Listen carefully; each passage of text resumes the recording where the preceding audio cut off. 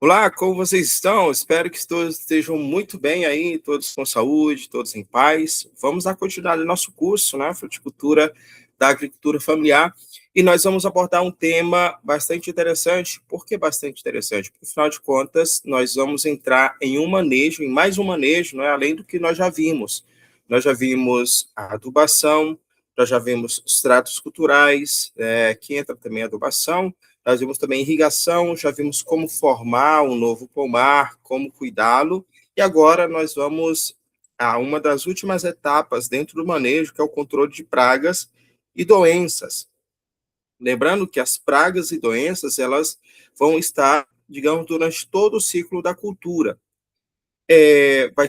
Pode, pode haver possibilidades de ataque de pragas no plantio, pode haver possibilidade de ataque de pragas no desenvolvimento, inclusive pode haver possibilidade de pragas e doenças, digamos, na colheita, tá? Então, isso é muito importante nós abordar esse tema hoje, que é sobre o controle de pragas e doenças em frutíferas. Aqui vocês estão observando uma imagem, digamos, de um cítrico em geral, né, um cítrico em geral, e aqui o que nós podemos observar é que existem, digamos, anomalias nessas plantas, tá? Vocês estão observando aqui galhos secos, a planta não está uniforme, digamos, o tronco, por assim dizer, manifesta algumas alterações, e essas alterações podem estar contribuindo com a baixa produtividade, tá? Então, nós vamos ver isso aqui também mais adiante, tá? Mas eu quero falar para vocês que ter as noções básicas sobre controle de pragas e doenças é muito importante para garantir a qualidade, digamos, do seu pomar, tá? Isso é muito importante. Então, como vocês já sabem muito bem o roteiro, né? O objetivo dessa aula entender quais são os conceitos básicos, né? O que é uma praga, o que é um dano econômico, o que é um nível de controle. Os especialistas eles desenharam um tipo de um triângulo da doença que nós devemos estar sempre atentos, né? O que é um sintoma, o que é um sinal. E dominando esses conceitos, nós vamos também abordar como monitorar e como amostrar corretamente, né, digamos, o pomar. E assim também vamos reconhecer as principais pragas, reconhecer as principais doenças, aplicar o manejo, né, um manejo no que se refere ao controle dessas doenças e pragas e também usar os defensivos agrícolas de maneira correta. Então, o que eu quero prezar, o que eu quero mostrar aqui para vocês, digamos, é essa relação, digamos, mais que importante do manejo, digamos, do pomar, tá? Desculpem. Muito importante nós considerar esses fatores aqui de entender como a doença se dá, como que a praga, ela ataca, isso é muito importante. Então, vamos lá. Então, hoje, nós vamos entender, digamos, como manejar as doenças e pragas dentro de um determinado pomar, tá? Só para que vocês possam ter uma ideia, o ataque de pragas e doenças, ela pode quebrar a produtividade cerca de 30 a 60%, dependendo da doença, tá?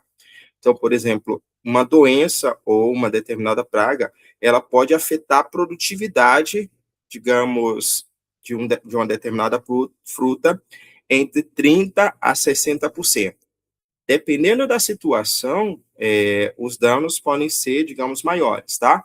Então, só para que vocês possam ter uma ideia, no Brasil ele tem uma renda bruta de produção de frutas de 60 bilhões de reais, né, digamos, por ano. Então, é muito importante entender qual é o impacto, né, digamos, do manejo para isso. Só que é o seguinte, boa parte desse dinheiro, ele pode ser relacionado também a falta de cuidado para algumas doenças e pragas, tá? Então, por exemplo, da mesma maneira que as plantas podem dar um lucro grandíssimo, as doenças e pragas, elas podem causar, digamos, problemas aí de dizimar uma plantação, tá? As doenças e pragas, elas podem derrubar um pomar completo se não tiver cuidado. Então, nós temos aí vários exemplos. No caso da laranja, existe uma doença que chama o greening, que ela está relacionada a uma praga que, que basicamente afeta mais de 50% aí, mais de 47%, melhor dizendo, da produção de citros, né? Citro quer ser laranja, limão. Então, veja só, digamos, as culturas cítricas, por assim dizer, né? Digamos, os citros, por assim dizer, laranja, limão ou lima, tem uma rentabilidade muito alta. Mas, se não houver cuidado, digamos, com o manejo, principalmente no que se refere a pragas e doenças, o prejuízo também pode ser alto, tá? Olha só, alguns autores, alguns pesquisadores, eles vão observar que, digamos, os danos econômicos por doenças e pragas podem ser grandíssimos, tá? No caso do abacaxi, por fusariose, pode ter baixa de 80% de produção, tá? Só pelo ataque de fusariose, se não for bem controlado, pode ter, digamos, a redução de aproximadamente 80% da produtividade. Já no caso da banana, tem uma doença, digamos, uma doença fúngica chamada cigatoca negra, que ela pode atacar o bananal por completo. Então, se essa doença estiver, digamos, no bananal, possivelmente o ataque, digamos, às plantas e à produtividade é quase que fatal, tá? No caso também de uma praga bastante conhecida, é a mosca das frutas. As moscas das frutas, ela pode, digamos, prejudicar cerca de 60 a 100% da produtividade dos frutos, tá? Então, as moscas dos frutos é uma das pragas mais perigosas quando você não controla. Um exemplo claro disso, pessoal, da questão da mosca dos frutos, é quando você vê, por exemplo, uma manga bonita por fora, né? Bonita, bem aparentada, por assim dizer, né? Bem vistosa, e quando você corta aquela manga que você vê dentro da manga, tem aquela podridão, né? Aquela podridão, aquela marca, digamos, de uma larva. Ali, basicamente, foi o efeito, digamos, da mosca das frutas, no seu estado larval. Então, por isso que é muito importante o que nós vamos aprender aqui hoje, para que vocês possam trazer, digamos, os frutos lá para a indústria de maneira segura, tá? Porque uma coisa é o seguinte, ó, boa parte digamos, da rentabilidade de um pomar vai estar em função de quê? Em função das frutas, não é isso? E geralmente o consumidor final ele quer saber, ele quer receber uma fruta de qualidade. Se o consumidor final verifica que o sabor do fruto está ruim, ele não vai querer comprar outra vez. Por isso que é muito importante considerarmos isso. Então, um dos principais erros que ocorre geralmente na agricultura familiar, pessoal, é basicamente é a falta de cuidado com o que se refere pragas e doenças, tá? Então, pragas e doenças, ela requer uma atenção muito especial, principalmente onde atacar, onde controlar. Porque se você fizer uma aplicação de um produto, de um defensivo agrícola, no momento errado, você perde, digamos, também toda a sua produtividade, por assim dizer, tá? Se o produto diz que é para você aplicar na fase larval, digamos, da praga, se você não aplicar, consequentemente, também pode haver problemas na produtividade, tá? Então, geralmente, o que nós recomendamos é conhecer qual é a praga que está atacando, conhecer também qual o tipo de doença que está se dando, digamos, dentro do pomar, para que você possa ter, digamos, um bom controle sobre a área, tá? Por isso que eu gostaria de mencionar para vocês que é muito importante esses fatores. Então, vamos lá. Aqui eu gostaria de chamar muito a atenção de vocês, pessoal, porque é uma coisa que eu acredito que muitos de vocês ainda não conhecem, tá? Eu acredito que muitos de vocês não conhecem. Então é o seguinte, pessoal, ó, eu vou perguntar aqui para vocês vou fazer, digamos, uma apresentação de uma determinada situação, tá? Vamos lá. Vamos imaginar que se tem um pomar de maracujá, tá? Uma plantação de maracujá, vamos considerar que seja de 1 hectare. Bom, então vamos lá. E vamos imaginar que um determinado dia você estava visitando, né, digamos, a sua área, supervisionando. Vamos imaginar que você achou, sei lá,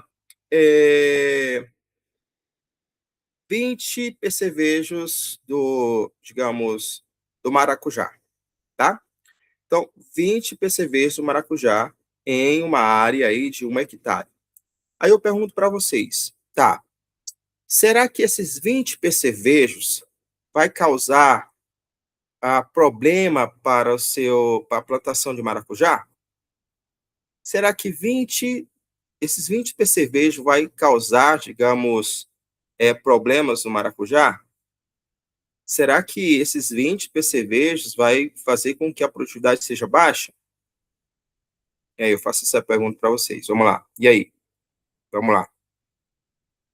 Como vocês responderiam isso? Será que 20 percevejos, no caso do maracujá, seria suficiente para que você possa aplicar, digamos, um insumo agrícola, um defensivo agrícola? E aí? Qual seria a resposta de vocês? Hã? Qual?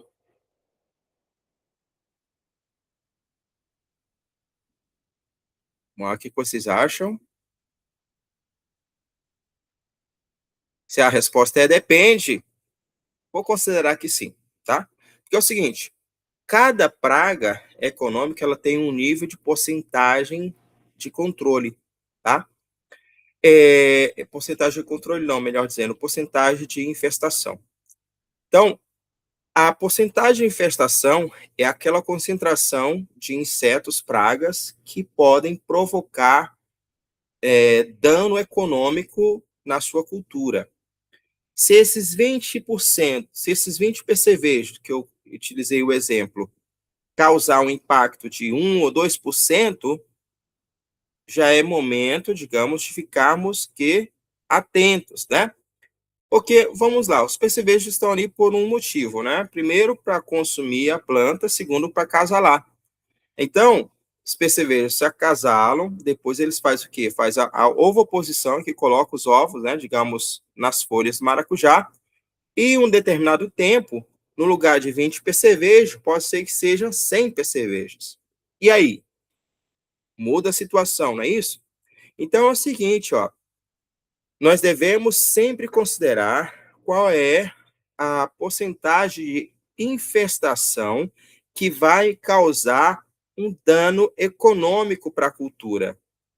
Um dano econômico para a cultura, digamos, para o proprietário, por assim dizer também, né?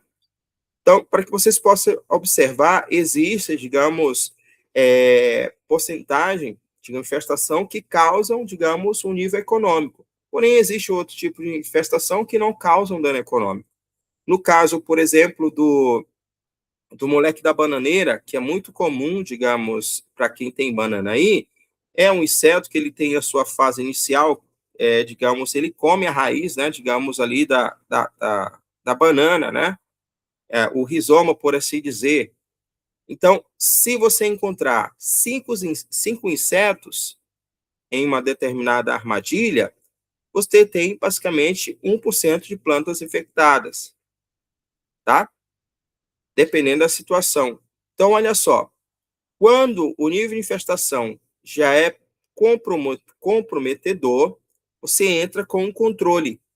E esse controle, pessoal, ele pode ser o quê? Ele pode ser tanto químico, quanto biológico, quanto integrado, tá?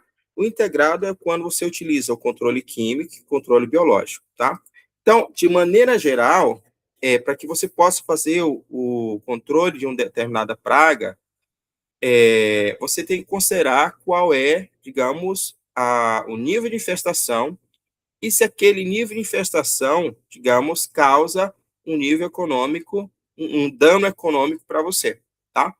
Então, a partir do momento que aquele inseto começa a ter, digamos, dar problema para o produtor, para a cultura, por assim dizer, entra com a questão do controle, tá? Então, esse controle é muito importante de obter, tá bom? Então, dependendo da cultura, eu vou falar aqui para vocês uns exemplos. Dependendo da cultura, níveis de infestação entre 2% e 5% já é passível de aplicação de quê? De aplicação de controle químico ou biológico, tá? Por isso que nós temos aqui, ó, o nível de controle e o nível de dano econômico.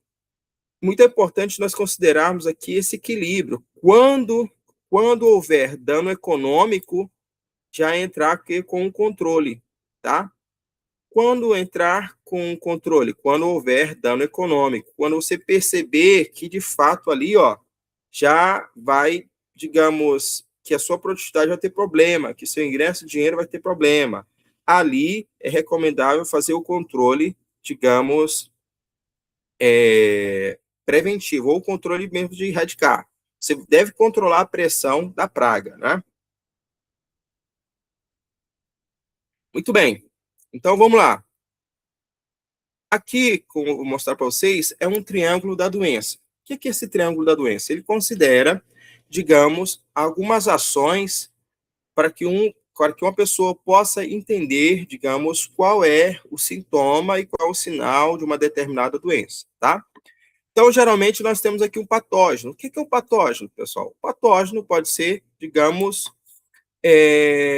um fungo, né, por assim dizer, uma bactéria. Então, quando esse fungo e essa bactéria, digamos, está hospedado na planta, ele vai, digamos, se multiplicar. Então, esse patógeno está em função de quê? Do hospedeiro, né? Então, ele depende, muitas vezes, do hospedeiro para que possa se reproduzir. Então, esse patógeno depende do hospedeiro. E o hospedeiro, por sua vez, está em um ambiente. Então, geralmente, para que possa ocorrer uma doença na planta, há que ter uma série de combinações. Combinações esta entre o hospedeiro, o ambiente e o patógeno. Professor, o que é esse patógeno? O patógeno, pessoal, é basicamente digamos, o indivíduo que vai promover, digamos, a doença. Que em muitos casos é o quê? Uma bactéria, é um fungo, tá?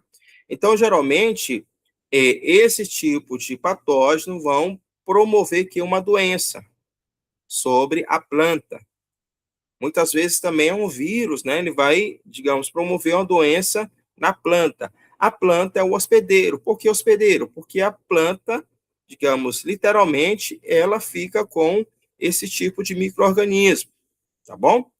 E dependendo do tipo do ambiente, vai ocorrer o quê? Maior propagação de doenças, tá? Então, por isso que é muito importante a gente considerar esses fatores aqui, ó. Esse é o triângulo, digamos, da doença que os autores, os estudiosos mencionam, né? Tem que ter um patógeno, tem que ter um hospedeiro e tem que ter um ambiente, tá? Então, por exemplo, o hospedeiro.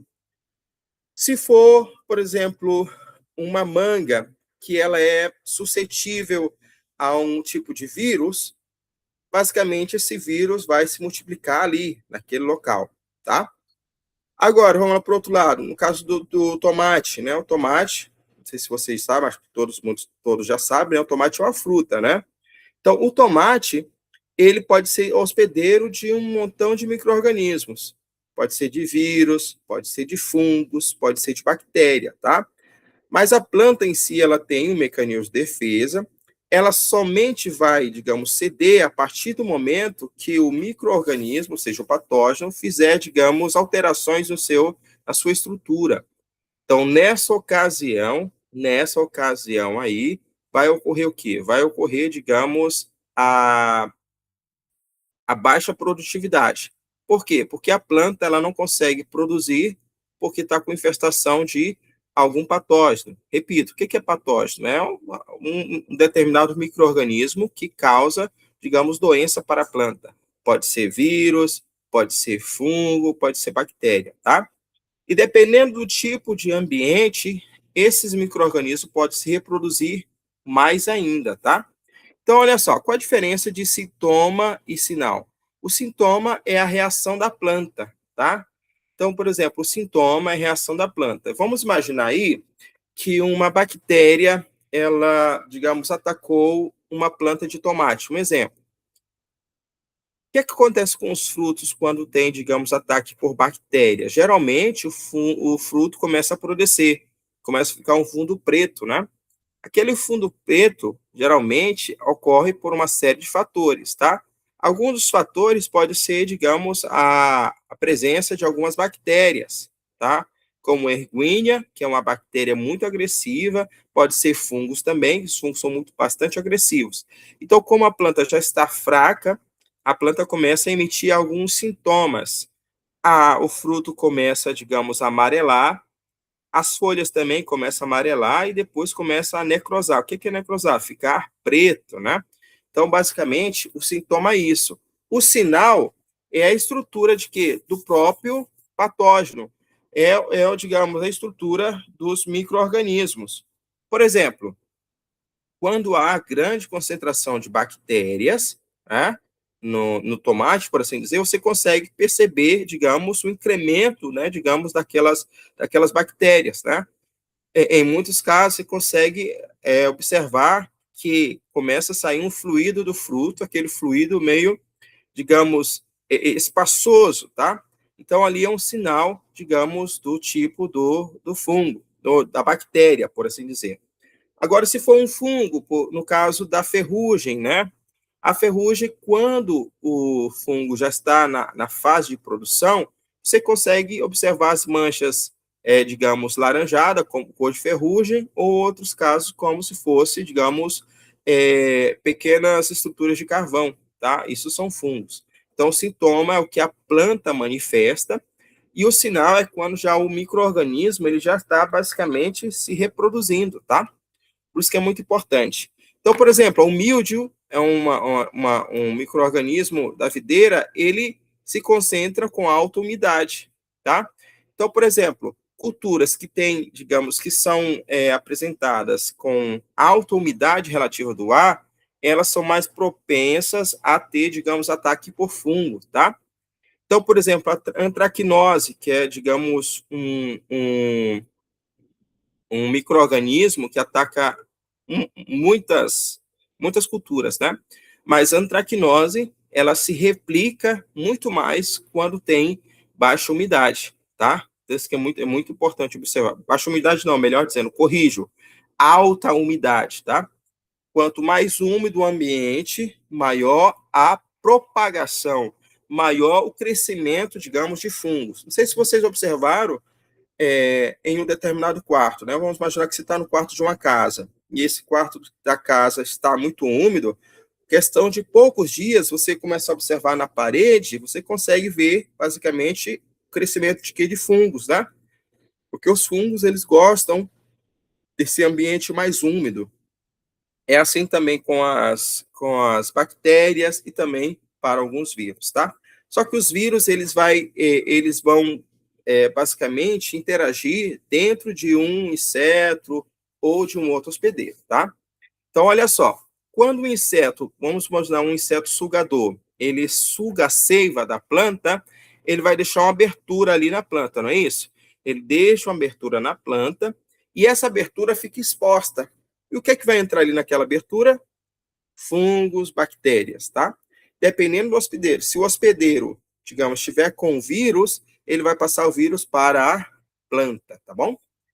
Agora, vocês já entenderam aqui, digamos, que a praga ela vai gerar, digamos, um nível econômico e você só vai controlar essa praga quando ocorrer, digamos, um nível econômico.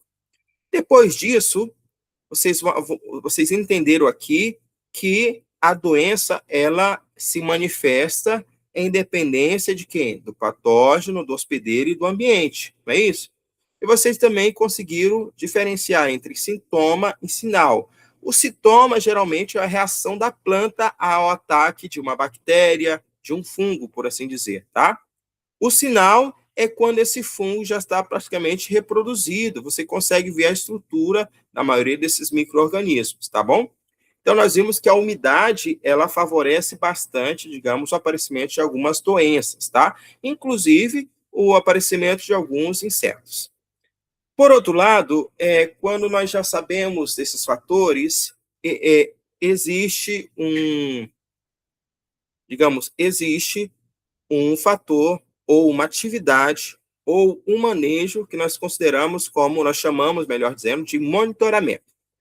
E o que é o monitoramento? É como o próprio nome já fala, né? Você vai ter atenção, digamos, ali no seu pomar. Então, eu tenho certeza que quando vocês fazem um plantio do milho ou de qualquer fruta, né? Vocês vão acompanhar o crescimento daquela planta, não vão? Então, acompanhar o crescimento daquela planta é o mesmo efeito de quê? De monitorar, de vigiar, de observar, de supervisionar. Então, o monitoramento, pessoal, para o controle de pragas e doenças é essencial. É como se você estivesse observando quando os primeiros sintomas vão surgir, não é isso? Por isso que nós temos, dentro do monitoramento, nós temos a amostragem, nós temos a identificação, nós temos a comparação e vamos ter também a questão da decisão e avaliação, não é? Quando você amostra, quando você observa já, digamos, o ataque de uma determinada praga. Então, você observa, né? Dentro de 1 metro quadrado, quantas plantas estão sendo afetadas? E dessas plantas que estão afetadas, quais são as pragas? É praga ou é doença? Ou é o inimigo natural? Porque existe também, pessoal, a diferença entre a praga e o inimigo natural, tá? Então, a ideia principal é que nós possamos controlar a praga, né? E aumentar o número de inimigo natural. Um exemplo que eu menciono para vocês, inclusive para meus alunos, é que a joaninha. A joaninha, ela é o quê? Um inimigo natural. O que é esse inimigo natural? Ou seja, ele controla a população de pulgão, tá? Existem algumas vespas que elas controlam a população de quê? De lagartas. Então, é muito importante a gente observar esses fatores, tá? Então, depois que você faz a amostragem, você consegue identificar ali qual é a área mais atacada. E depois dessa área atacada, você consegue identificar se é praga, se é doença, você vai comparar. O que é essa comparação? Você vai verificar o seguinte, tá? Da área que eu vejo que tem infestação de insetos, essa infestação, ela vai me causar dano econômico? O que é o dano econômico? Ou seja, a partir do momento em que a planta já perde produtividade pela praga ou pela doença. Então, você fez essa comparação, deu dano econômico, você consegue já determinar como vai controlar essas pragas. Se é por químico ou se é por controle biológico, tá bom? Ou se vai utilizar os dois métodos. Então, é muito importante a gente observar esses fatores. Depois disso, depois que você faz a aplicação, você tem que fazer a avaliação. Vocês sabiam disso? Aí eu pergunto para vocês, tá, vamos lá. Vamos imaginar que vocês já fizeram, eu acredito que muitos que estão aqui já fez aplicação para controlar, digamos, inseto, a mosca branca, um exemplo, a lagarta do milho, né? Outro exemplo também, imagino que muitos de vocês já fizeram aplicação de metomil, ou de repente aí até mesmo um exalt, né? Então eu pergunto para vocês, como vocês fazem essa avaliação? Ou vocês não fazem avaliação, tá? Por isso que é muito importante. Sempre, pessoal, depois de uma aplicação, vocês têm que retornar a campo, lógico, com muito cuidado, né? Quando você faz a aplicação de um inseticida, você tem que deixar o tempo residual ali, que é uns 7 dias. Então, você consegue já observar se teve controle ou não. Por exemplo, nós estamos fazendo um experimento aqui com milho irrigado, e nós temos uma acadêmica que está conduzindo esse trabalho. Então, ela faz a aplicação, depois ela vai observar lá no campo se de fato a aplicação foi efetiva, tá? Então, em muitos dos casos, nós já vimos as lagartinhas já mortas, né? Então, nós vimos que de fato o produto fez o efeito, tá? Então, vamos lá. Lá na avaliação, se você fez a avaliação e, digamos, fez a aplicação e teve controle, tudo bem. Aí você vai voltar de novo, você vai observar se vai ter retorno daquela praga. Muito bem, olha só. Aqui eu trouxe alguns exemplos de como fazer, digamos, esse monitoramento, né? No caso da laranja, né, ou do limão, geralmente faz a inspeção de 1% das plantas. Então, vamos imaginar aí que você tem aí, digamos, sei lá, 250 plantas de laranja. Vamos lá, 250 plantas de laranja. Vamos supor que tem 250 plantas de laranja. Vezes 1%, você vai monitorar aproximadamente 3 plantas, né? 3 plantas, dependendo da situação, tá? Então, quando você faz esse monitoramento dessas 3 plantas, você vê se de fato tem, digamos, algum tipo de doença ou tipo de praga. Ou você pode aumentar também a expansão, tá? Essa semana eu vou amostrar 1%, na próxima semana vai ser outro lugar que eu vou fazer a inspeção, mas sempre considerar esse controle, tá? Então, por exemplo, quantos pontos? Então, se a inspeção é 1%, quantos pontos eu vou avaliar dentro da minha hectare, tá? Então, dependendo da situação, você vai ter o número de plantas. No caso do abacaxi, ó, ele considera aqui 10 pontos por hectare, avaliando o quê? 200 plantas por hectare, tá? Então, 200 plantas eles avaliam por hectare. Se você pegar, por exemplo, 200 plantas por hectare, né? 200 dividido por 10.000. Aí você tem aproximadamente 0,02 plantas por metro quadrado. Então, se você quer avaliar, sei lá, meio hectare,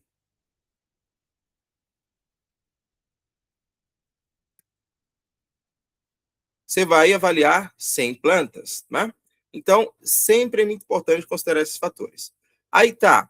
Qual é a frequência de avaliação? Aí, pessoal, a frequência de avaliação vai estar em função do que você está avaliando, tá? Então, por exemplo, eu posso ter uma frequência de avaliação da lagarta, digamos, do milho, somente a cada 20 dias? Negativo, né? No caso do milho, eu tenho que vir ali 7 dias, 8 dias já observar. Por que que acontece? As mariposas vão lá colocar os ovos lá nas plantas do milho. Depois esses ovos vão eclodir e a lagarta vão começar a raspar o milho, né? Então eu tenho que observar praticamente quase a cada 7 dias, 7 dias, 10 dias, dependendo da situação, tá?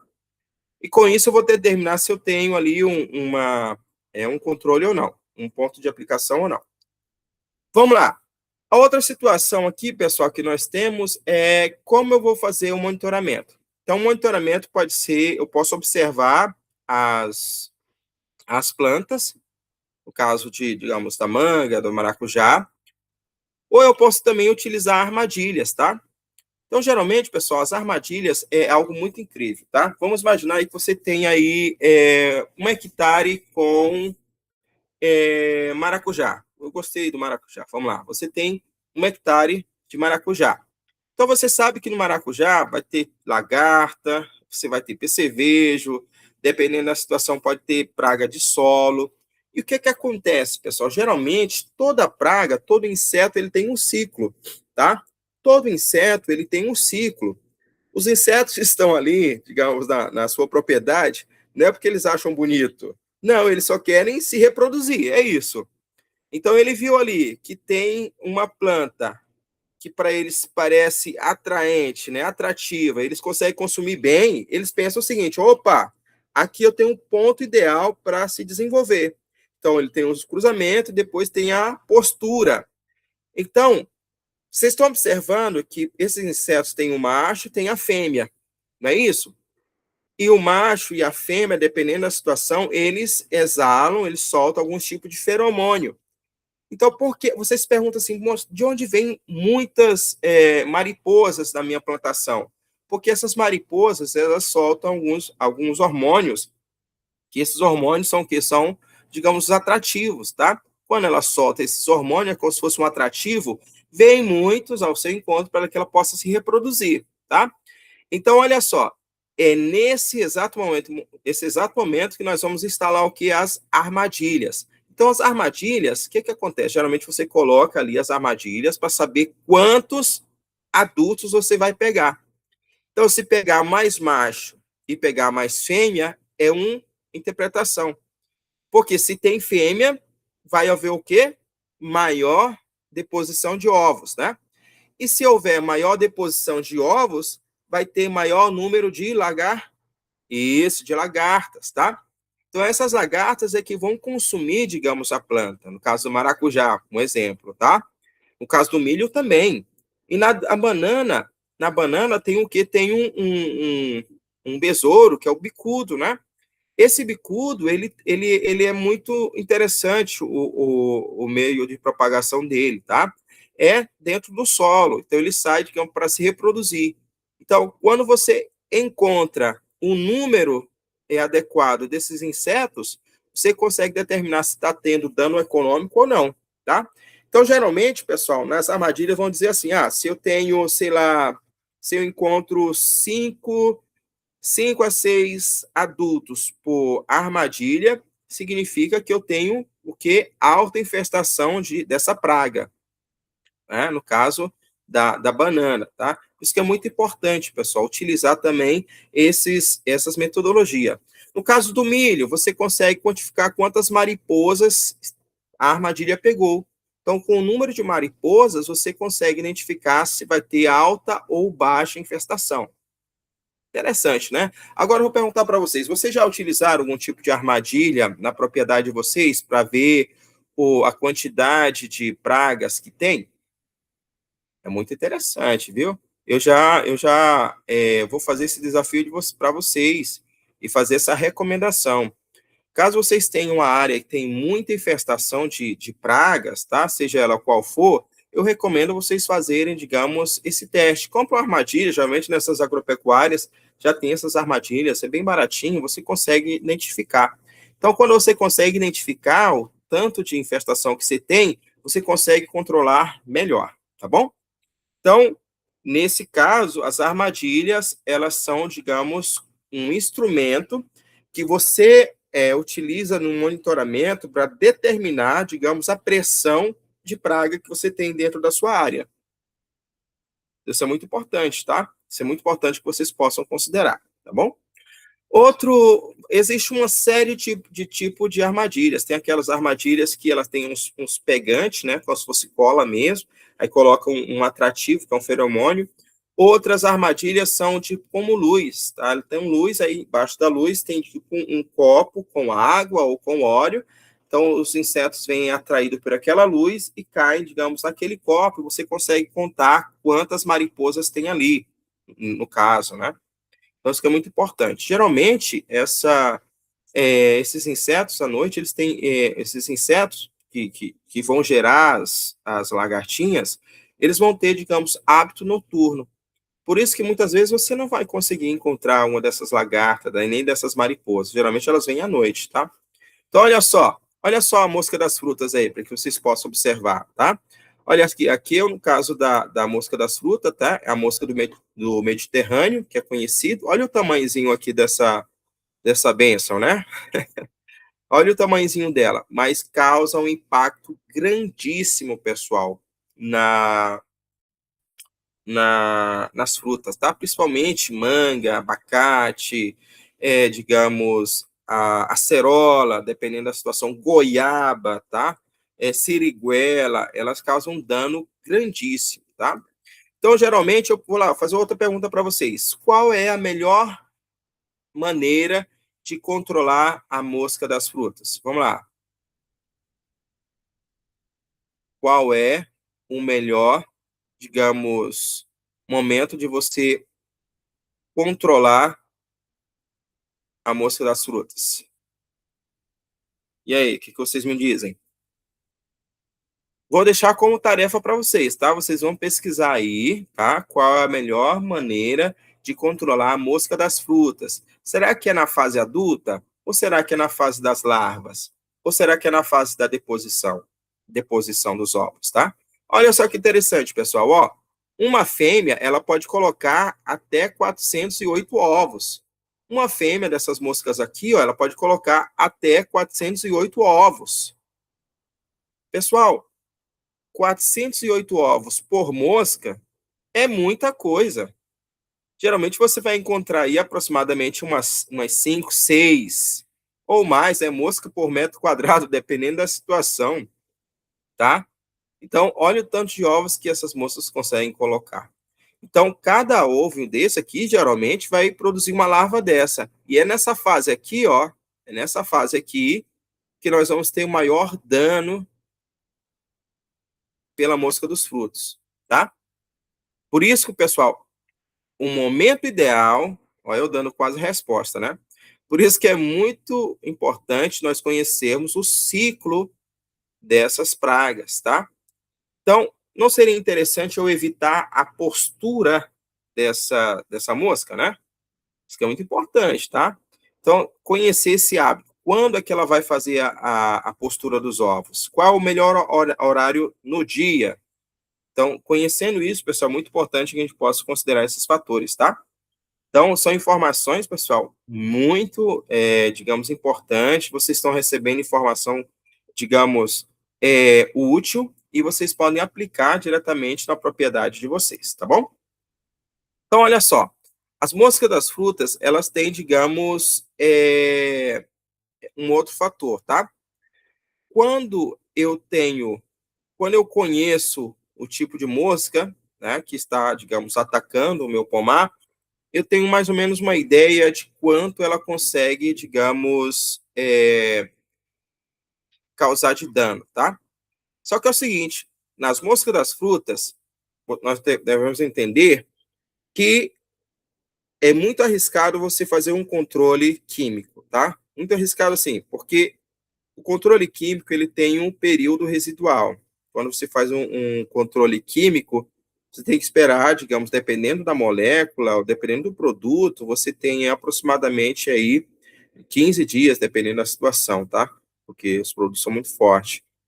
Então, quando você tem isso, você tem que saber conhecer qual é o tipo de praga, né? Qual é o tipo de mosca, qual é a espécie da mosca. E com isso você pode fazer o quê? Pode fazer, digamos, o controle, digamos, biológico. Esse controle biológico é utilizando materiais que não têm, digamos, um alto impacto, digamos, químico, como no caso do metarrizo. Metarrizo é um fungo, né? Você utiliza ele para controlar a pressão de moscas, tá? Aí nós temos também um outro fungo chamado Balvéria. Essa Balvéria é um fungo também que ele é aplicado para reduzir a quantidade, digamos, da infestação da mosca, tá? Então, olha só, utilizando esse tipo de fungos para controlar essas moscas, nós temos um controle efetivo entre 50% a 55%, tá? Então, é muito importante, pessoal, a gente considerar esses fatores. Mas, professor, como é que eu faço para identificar? Então, aqui tem uma instrução para vocês, ó. Nós podemos fazer o seguinte, dos frutos caídos, vamos fazer a amostra de 70% dos frutos caídos, né? E 30% na planta, ou seja, quando os frutos estão ali no chão, as moscas aproveitam para fazer a postura, né? Então, você vai pegar aproximadamente 70% dos frutos que estão caindo no chão e 30% dos frutos que estão na planta, tá? E depois vocês vão enterrar em aproximadamente 50%, digamos, 50 centímetros de profundidade. Outros também nós podemos fazer, digamos, os atrativos, tá? Então, isso geralmente nós consideramos para determinar qual tipo, digamos, de praga está ali. A outra situação é a aplicação desses produtos biológicos, tá bom?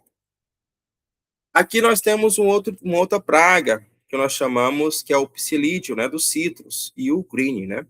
Então, o psilídeo do green é esse inseto que vocês estão vendo aqui, tá? Ele tem capacidade de colocar até 800 ovos, pessoal. Olha só. Ele tem capacidade de colocar até 800 ovos no ciclo de 15 a 40 dias, tá? Geralmente, pessoal, cerca de 70% dessa praga, ela fica próximo às bordas do pomar. Ou seja, já próximo carreadores, tá? Então, nessa situação aí, o que acontece? Aí nós temos a capacidade de fazer uma aplicação um pouco mais incisiva, tá? Controlar esse tipo de inseto, né, desse inseto praga, é muito importante. Porque é o seguinte, esse inseto, além de causar o dano, digamos, para os citros, né, para a laranja, ele pode ser, digamos, vetor, digamos, de algumas doenças, sendo elas bacterianas e até mesmo mediante o vírus, tá? Então, geralmente, quando você observa esses fatores relacionados à praga, nós temos uma situação que é muito, digamos, preocupante, né? Então, nessa situação, por que preocupante que eu falo? Porque geralmente, pessoal, essa doença, ela é proporcionada por quê? Pela mosca, tá? Então, ou melhor dizendo, por esse inseto, né, esse psilídeo, quando ele faz, digamos, o consumo da planta, ele libera o quê? Libera basicamente o vetor, que é uma bactéria, tá? Então, essa bactéria, basicamente, ela vai contaminar toda a planta, tá? Quando ela ataca a planta, basicamente não tem situação, tá? Em alguns casos é quase que, digamos, reversível. Estou fazendo uma pesquisa aqui que é quase reversível, tá? Então, quando esse psilídeo ele faz esse controle, pessoal, é muito, quando ele faz esse ataque, é muito preocupante. Por isso que é muito importante considerar a aplicação em todas as bordaduras com o quê? Com um produto que tem um alto residual, tá bom? Então, vamos lá.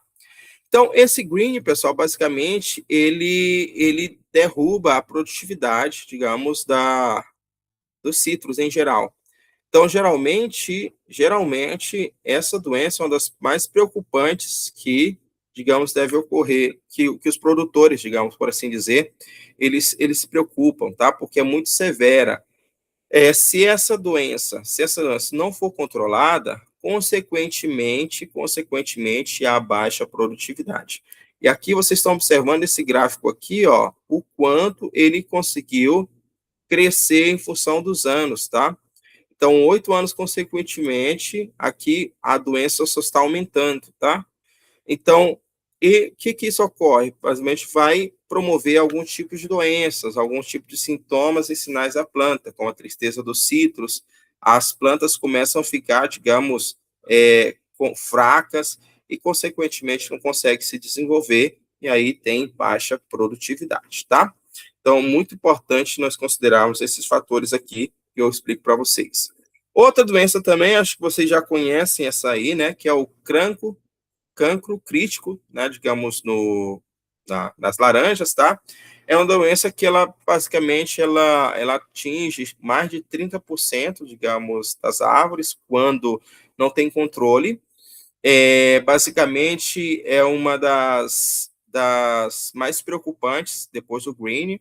Então, elas vão promover esses sintomas aqui que vocês estão vendo aqui, ó. Esses sintomas, são, digamos, esses sintomas arredondados que estão aqui, é o cancro, tá?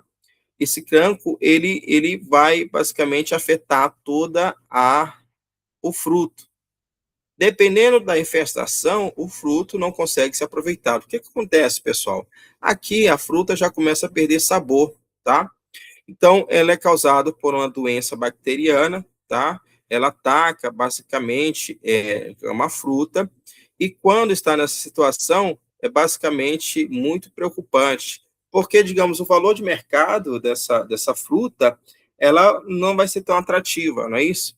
Então, cá entre nós, quando um consumidor, um cliente, ele vai, digamos, no supermercado, tá? No supermercado. E ele vê uma laranja com esses sinais, eles não vai comprar, tá? Não compra. Então, geralmente, nessa situação, o que é importante? Fazer o controle, tá? O controle, digamos, bactericida, propriamente dito, tá? Então, existem alguns tipos de controle, tanto biológico quanto químico, mas a ideia principal é manter, digamos, esse controle. Então, em muitas situações, o que é que acontece? Existem estruturas próximos das plantações de laranja, de limão, de lima, que evita que essa doença seja disseminada pelo vento, tá? Ela pode ser disseminada também pela água, pode ser disseminada por equipamentos que não foram bem limpos, tá? Então, é muito importante considerar esse fator. Aí nós vamos ter, digamos, o controle aí, com a questão do cobre, né, que ele vai utilizar esse efeito, né, de bactericida, né, o cobre. Tem outro tipo de aplicações também que a gente pode ver mais adiante, tá? Aqui temos outras pragas, a questão do minador dos citros, né? Esse minador dos citros, basicamente, ele fica nas folhas mais novas. O que é esse minador? Não sei se vocês observaram, quando se planta uma muda de laranja, de limão, com poucos dias você começa a observar que as folhas começam a se enrolar, tá? Começa a se enrolar, né? Aquilo lá. Então, geralmente, esse tipo de problema, esse tipo de praga, ele envolve, digamos, a planta, promove, digamos, essa substânciazinha e faz com que a planta, com que as folhas mais novas não se desenvolva. Com o passar do tempo, elas começam a ficar, digamos, enrolada, tá? Então, isso que é muito observar, é muito importante controlar esse tipo aqui, ó, que vocês estão vendo, esse minador, é muito importante a gente controlar ele, tá? Porque, basicamente, pessoal, esse minador aqui é um dos principais vetores para aquela doença cancro dos cítricos, tá? Que é muito importante considerar esse fator aqui do minador. A outra praga que é muito importante é o ácaro da leprose, tá? O ácaro da leprose é esse aqui, ó. Esse é um inseto, por assim dizer, um ácaro, né? Que, digamos, que ele está presente ali na planta e possivelmente ele pode, digamos, causar problemas se não controlado, porque ele se multiplica de maneira muito rápida, tá? Ele se multiplica de maneira muito rápida e ele dissemina também uma doença, digamos, que são proporcionada por vírus. Então, eles são transmissores de vírus também, os ácaros, tá? E a outra praga também que nós temos é a mosca negra dos citros. Essa mosca negra dos citros, ela, digamos, é algo muito incrível, tá? Ela tampa basicamente toda a área foliar e, consequentemente, a planta não consegue se desenvolver, tá? E olha só, a fêmea ela consegue pôr de 30 a 35 ovos, tá? E isso, pessoal, com o ataque dessas moscas aqui, digamos, a planta, a folha, ela fica totalmente, digamos, coberta. A planta não consegue se desenvolver, tá? Aqui na questão, uma praga, já no caso do abacaxizeiro, né, vocês estão observando aqui, que é o moleque ou a broca do rizoma. Esse tipo de praga aqui, pessoal, é bastante preocupante, porque ela pode trazer de 20 a 50% de prejuízo, tá? Então, aqui é uma praga que ela é bem versátil que eu falo assim, ela não é tão fácil de se achar assim, porque ela é bastante, digamos, incidente no que se refiro de estar, digamos, escondida, tá? Então, geralmente, quando você consegue encontrar 5 insetos por armadilha, já é hora de fazer a aplicação, tá? E aqui utiliza muito a Beauveria, né, baciana, que é um fungo que ele controla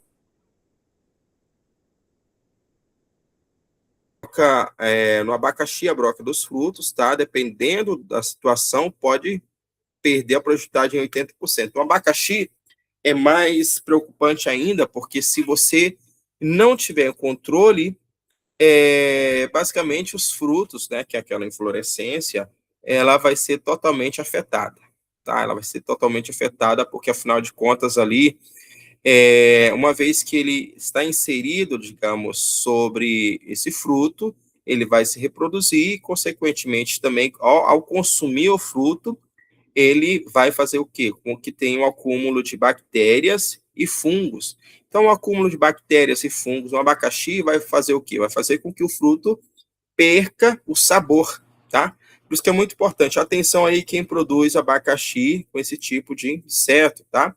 Fora também outras doenças bacterianas, né? Que eu mencionei para vocês. Aqui nós temos outro tipo de praga, né? Que é a questão da mosca branca, tá? Quem nunca passou pela mosca branca, né? A mosca branca, nós temos aí uma das principais pragas, com bastante presença, né, nas culturas. Basicamente, quase todas as culturas você vai ver, digamos, a ação da mosca branca, tá? E a mosca branca, pessoal, ela é, digamos, agressiva, tá? Agressiva que eu falo assim, se não controlada, ela pode reverter a situação da planta. Por que reverter a situação da planta? Ou seja, ela consegue, digamos, estressar a planta, tá? Imagine aí, você tem uma pressão aí de, sei lá, umas 1.500 plantas, 1.500, digamos, mosca branca por folha. Então, elas sugam bastante, dependendo da época do dia, elas conseguem, digamos, se desenvolver bem, tá? E isso promove um estresse na planta. Então, a mosca branca, você consegue controlar ela quimicamente e consegue controlar ela também, digamos, de maneira biológica, tá? E também você pode fazer uma série de caudas que você pode repelir a presença da mosca branca. A outra situação também conchonilhas, imagino que vocês conhecem muito, né, a conchonilha, ela vai basicamente sugar a seiva da planta e é como a questão da mosca branca, tá? Então a cochonilha, se ela não for controlada, se ela não for levada a sério, ela pode promover, digamos, o estresse da planta e reduzir produtividade. Agora, uma que eu gosto de chamar a atenção de vocês é a questão dos nematóides, tá? Os nematóides, pessoal, são digamos, insetos, por assim dizer, que promove, digamos, a perda, digamos, produtividade na maioria das culturas. Elas geralmente aqui, ó, elas ficam nas raízes das plantas, tá? Então, os nematóides ficam aqui nas raízes da planta. Você está vendo aqui uma raiz normal, tá? E aqui é uma raiz afetada com nematóides. O que que eles fazem? Eles fazem essas galerias nessas raízes e a planta não consegue absorver água e nutrientes de maneira efetiva, tá? Então, áreas que têm alto nível de nematóides, pessoal, com certeza não tem boa produtividade. Primeiro, porque a base de sustento das plantas são as raízes, não é isso? Então, as raízes elas necessitam ter boa condição para absorver água e nutrientes. A partir do momento que as raízes estão afetadas por esse tipo de inseto que vocês estão vendo aqui, pessoal, as raízes não conseguem se desenvolver bem, tá? Então, se as raízes não conseguem se desenvolver bem, ela não consegue absorver água e nem nutrientes. Então, ela vai morrer, não é isso? Olha só que interessante. Aqui nós temos outros exemplos, mas aqui é sobre doenças fúngicas. O que são as doenças fúngicas? Doenças fúngicas são aquelas doenças que são, digamos, causadas por fungos. Aí nós temos aqui a cigatoca negra, tá? A cigatoca negra é uma doença fúngica que ataca bastante, digamos, banana, né? Geralmente a banana. Tem a cigatoca negra e tem a cigatoca amarela. Mas aqui vocês devem tomar cuidado que existe também uma falsa cigatoca negra, tá? A cigatoca negra ela é mais, digamos, agressiva. Ela consome basicamente toda a planta, deixando primeiro essa parte mais amarelada e depois aqui ela começa a ficar necrosada. E o que acontece aqui, pessoal, nessa situação? Basicamente, a planta não consegue realizar fotossíntese, tá? Então, ela não consegue se desenvolver. E isso em banana, pessoal, tem redução grandíssima aí de produtividade. Se não for controlado a tempo, aí basicamente tem perda de produtividade. Tem algumas culturas, como a Pacovan, a Pratanã, elas são, digamos, pouco resistente à cigatoca negra, tá? Aí tem outras variedades como a beluna, a caprichosa, a pacoa, ela tem baixa suscetibilidade. Então, dependendo da espécie de banana, nós vamos ter pouca ou alta resistência, né? O míldio, essa doença que vocês estão vendo aqui, é provocada por um fungo. Ela apodrece basicamente o fungo, né, ou digamos o fruto ou a planta, e a planta não consegue se desenvolver. O oídio, ele tem essa característica aqui mais esbranquiçada, vocês estão observando basicamente o fungo. Então, qual o dano aqui, pessoal? Prestem bastante atenção. Se essa planta ela não tem, digamos, como realizar fotossíntese, ela não tem basicamente como se desenvolver, não é isso? Então, como ela não tem como realizar fotossíntese, a planta começa a morrer, tá? E fora isso, nós temos outras doenças, né, como a traquinose, basicamente que ela trazem aí, digamos, prejuízo à produtividade. Então, essas doenças fúngicas, pessoal, dependendo do tipo de situação, a maioria delas pode ser, digamos, controlada quimicamente, né, considerando a pressão da situação. A outra situação que nós temos também é a questão das doenças do solo, tá? As doenças do solo, digamos, elas são muito relacionadas a bactérias, tá? Então, os solos, eles podem ser, digamos, vetores, digamos, de doenças do solo. Basicamente, aquelas que são proporcionadas tanto por bactérias quanto por fungos. No caso do abacaxi, é muito suscetível à fusariose, que é um tipo de fungo, Por isso que é muito importante ter consideração ali no momento do plantio do maracujá, de como fazer, digamos, a aplicação, o plantio, melhor dizendo, e depois ficar atento, né, para os sintomas, caso o abacaxi venha ter. Por outra situação também, se a infestação for muito alta, não tem mais o que fazer, senão fazer aplicação química para reduzir esse tipo de problema, tá? E por que eu falo isso, pessoal? Eu sou da ideia e compartilho da ideia que nós temos que utilizar menos defensivos químicos. Com toda razão, eu sou adepto dessa ideia, defendo bastante, mas é o seguinte, quando uma determinada situação já está fora do controle estratégico, não há outra alternativa a não ser você utilizar, digamos, controle químico, tá? Por isso que é muito importante considerar a questão do controle integrado, né, que é o controle integrado, utilizar tanto produtos biológicos quanto os produtos químicos. Tá? As viroses em muda sadia, aqui é onde nós vamos entrar, pessoal. Ó, vocês se lembram que eu falei sobre a questão da planificação dos viveiros? Os viveiros, eles devem ser, digamos, posicionados em lugar estratégico para que possa haver produção das mudas, não é isso?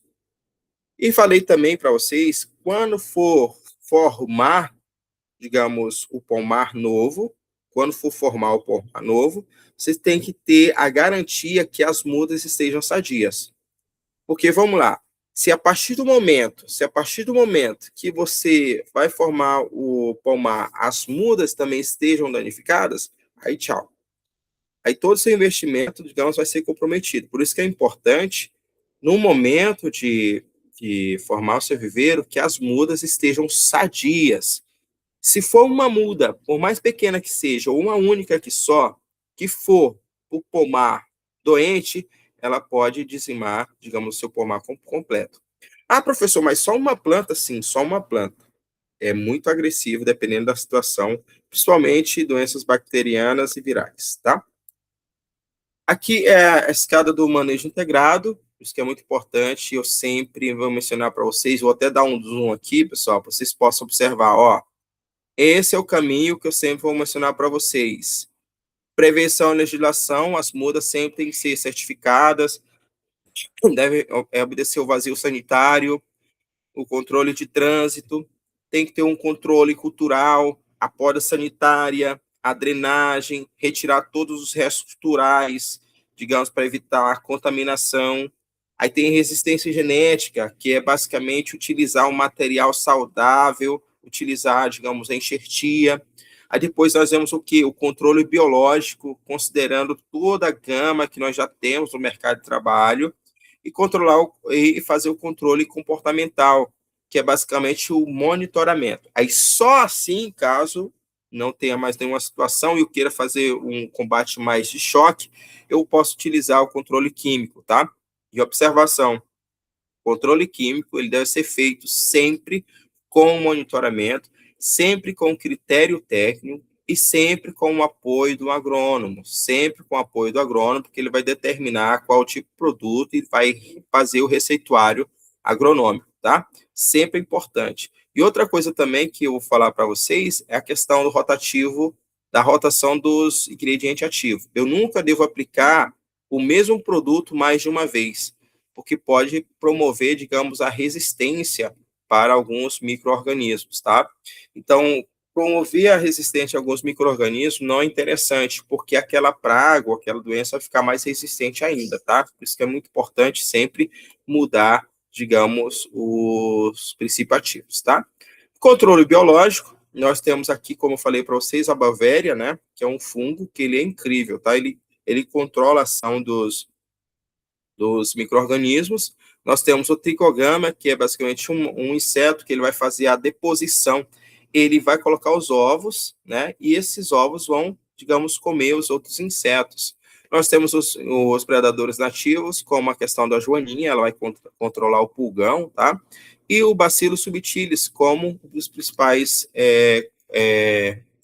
produtos biológicos, que com certeza determina aí, digamos, o controle, tá?